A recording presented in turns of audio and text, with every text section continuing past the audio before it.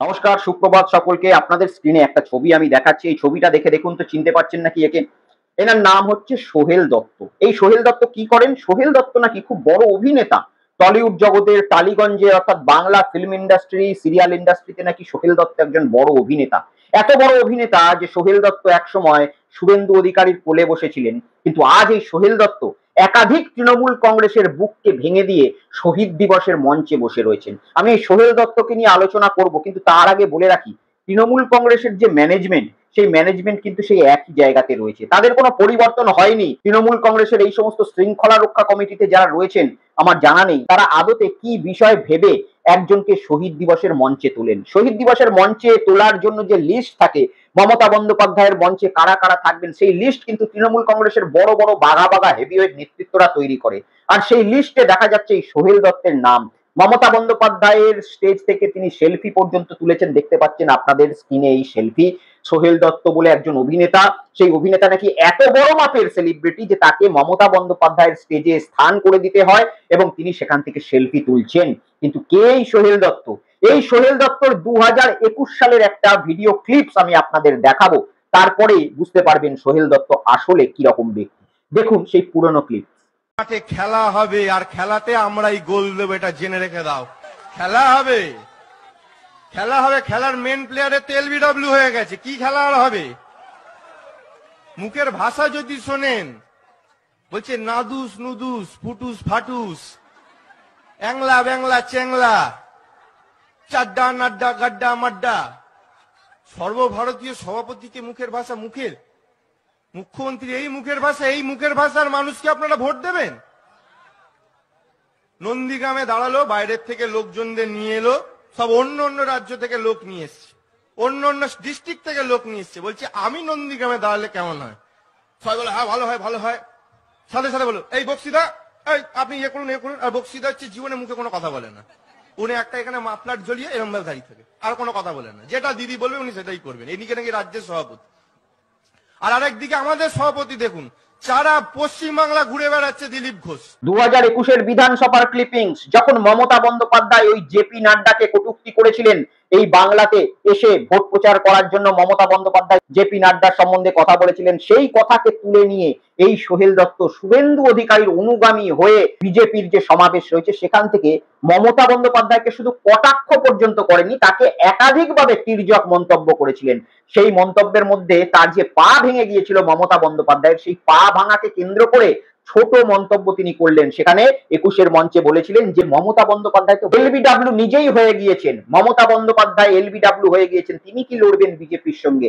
JP নাড্ডাকে অনেক বড় নেতা বললেন এবং সাথে সাথে যে তৃণমূল কংগ্রেসের রাজ্য সভাপতি রয়েছে তাকে কার্যত কটূক্তি করলেন, তিনি নাকি সবসময় এরাম করে থাকেন আর যা দিদি বলেন তাই শুনেন। এটা হচ্ছে সোহেল দত্তের সেই বক্তব্য। এই সোহেল দত্ত শুভেন্দুর সাথে সবসময় গলায় মালায় ছিল, কিন্তু সেই সোহেল দত্ত সুযোগ বুঝে যখন বুঝে গেছে যে বিজেপিতে তার ধান্দাটা ঠিক মতো হচ্ছে না, সে আবার তৃণমূল কংগ্রেস ঘেঁষেছে। আসতেই পারে, তৃণমূল কংগ্রেস অনেক বড় দল এবং বড় দরজা, কার্যত একটা ভগবানের মন্দিরে যেরকম সকলের প্রবেশ অবাধ থাকে, সেরকম তৃণমূল কংগ্রেসেও প্রবেশ অবাধ থাকে।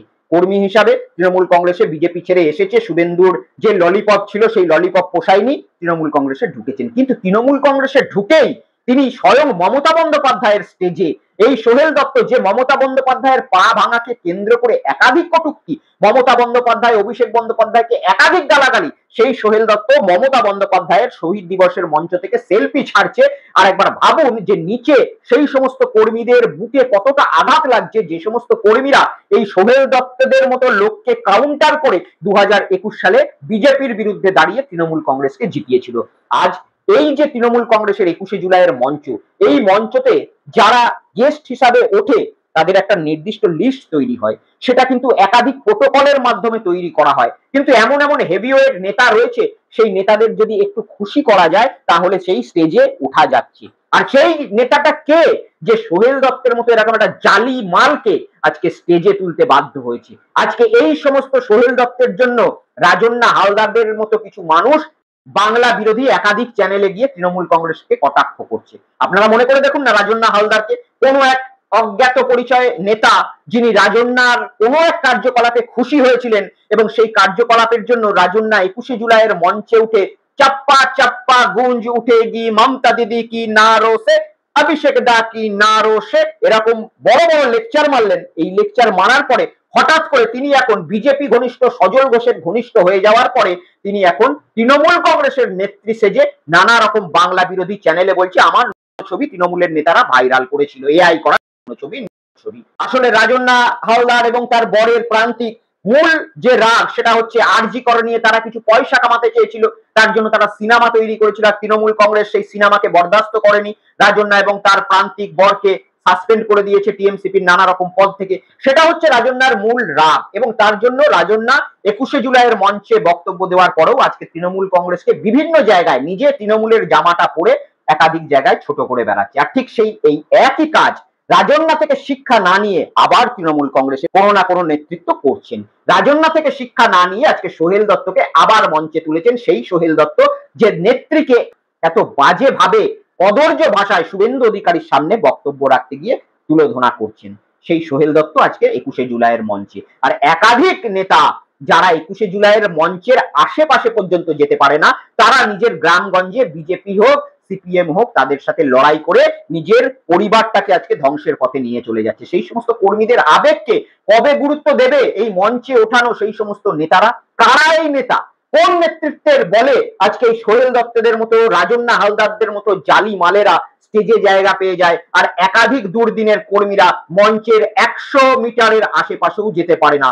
সেই সমস্ত নেতৃত্বদের তৃণমূল কংগ্রেস খুঁজে বার করুক এবং সঠিক মূল্যায়ন করুক, নাহলে একাধিক তৃণমূল কংগ্রেসের হতভাগা কর্মী রয়েছে যারা এই সোহেল দত্ত রাজন্না হালদারের বিরুদ্ধে একাধিকবার লড়াই করছে, কিন্তু সেই লড়াইয়ের একটাও প্রাপ্য তারা পাচ্ছে না। এভাবে চলতে গেলে কোনো না কোনো দিন একাধিক কর্মীর মন কিন্তু একেবারে নেতৃত্বের প্রতি থেকে উঠে যেতে পারে, তাই সতর্ক হন।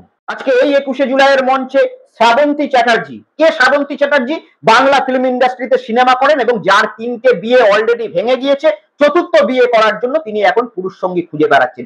সেই শ্রাবন্তী চ্যাটার্জি 2021 সালে অমিত শাহ এবং নানা রকম বিজেপির কেন্দ্রীয় নেতাদের হাত ধরে বিজেপির পতাকা নিয়ে বিজেপির টিকিট নিয়ে একাধিক জায়গায় স্টার ক্যাম্পেনার হিসাবে গিয়ে মমতা এবং অভিষেকের সম্বন্ধে একাধিক নোংরা কথা বলে এসেছেন। সেই শ্রাবন্তী আজকে তৃণমূলের সেলিব্রিটির মঞ্চে বসে রয়েছেন এবং মমতা বন্দ্যোপাধ্যায়ের 21শে জুলাইয়ের বক্তব্য কাছ থেকে শুনছেন, স্টেজ থেকে শুনছেন। আজকে শ্রাবন্তী, সোহেল দত্ত এরা কি এত বড় মুখ?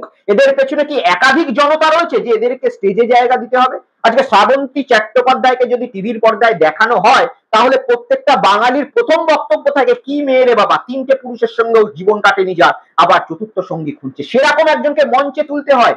কারা তোলে এই মঞ্চে তৈরি করার লিস্ট? কারা তৈরি করে এই লিস্ট? আমার সত্যি খুব জানতে ইচ্ছা করে, কারণ একাধিক কর্মী এই প্রশ্ন করছে।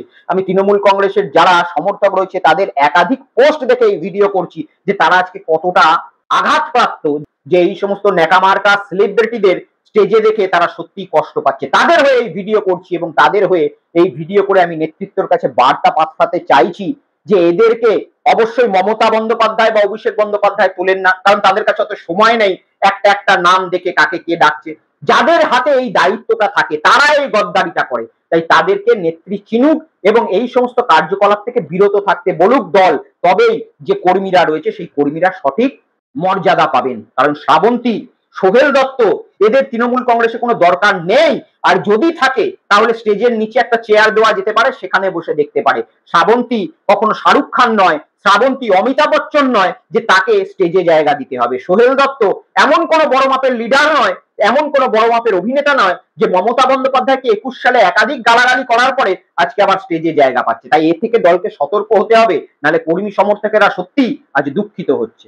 ভিডিও যদি আপনাদের পছন্দ হয়ে থাকে আপনারা লাইক করুন, সাবস্ক্রাইব করুন এবং সাথে সাথে এই ভিডিওটা একাধিকবার শেয়ার করুন, যাতে অন্তত কোনো না কোনো নেতৃত্বের কাছে এই ভিডিও পৌঁছায় এবং সেই নেতৃত্ব জানতে পারে যে কিভাবে জালিয়াতি চলছে 21শে জুলাইয়ের মঞ্চে ওঠানোর নাম করে। আমি আরেকজনের ছবি দেখাচ্ছি আপনাকে, দেখতে পাচ্ছেন এই ভদ্র মহিলা, তার নিজের যে বুকে আই কার্ডটা পড়ে রয়েছে 21শে জুলাইয়ের মঞ্চে ওঠার জন্য, সেটা জাল আই কার্ড। এই আই কার্ড একেবারে জালি। খবর আসছে যে এরকম একাধিক জালি আই কার্ড একাধিক জায়গায় দক্ষিণ কলকাতার একাধিক জায়গার নেতার অনুগামীরা ছাপিয়েছে এবং মঞ্চে ওঠার জন্য সেই জাল আই কার্ড বিক্রি করা হয়েছে। তাদের মধ্যেই এক নেত্রীর ছবি দেখতে পাচ্ছেন যিনি এই জাল আই কার্ড নিয়ে স্টেজে উঠতে গিয়েছিলেন এবং স্টেজে যে লিস্ট রয়েছে সেই লিস্টে তার নাম নেই। যে আই কার্ড তাকে দেওয়া হয়েছে সেই আই কার্ড নকল, সেখানকার সিকিউরিটিরা ধরে ফেলেছে। এরকম একাধিক কাজ কোন নেতা করছে, কারা করছে, এগুলো দেখুক নেতৃত্ব। নালে নিচু তলায় যে ওই 10 লক্ষ 15 লক্ষ কর্মীরা রয়েছে না, তারা অনেক কষ্ট পায়। সেটা দেখে সঠিক কর্মীদের যাতে মর্যাদা পাওয়া যায়, এই সমস্ত কার্যকলাপ আরো গভীরভাবে স্ক্রুটনি করে তবেই করা উচিত। সকলে ভালো থাকবেন, সুস্থ থাকবেন। জয় হিন্দ, জয় বাংলা, বন্দে মাতরম।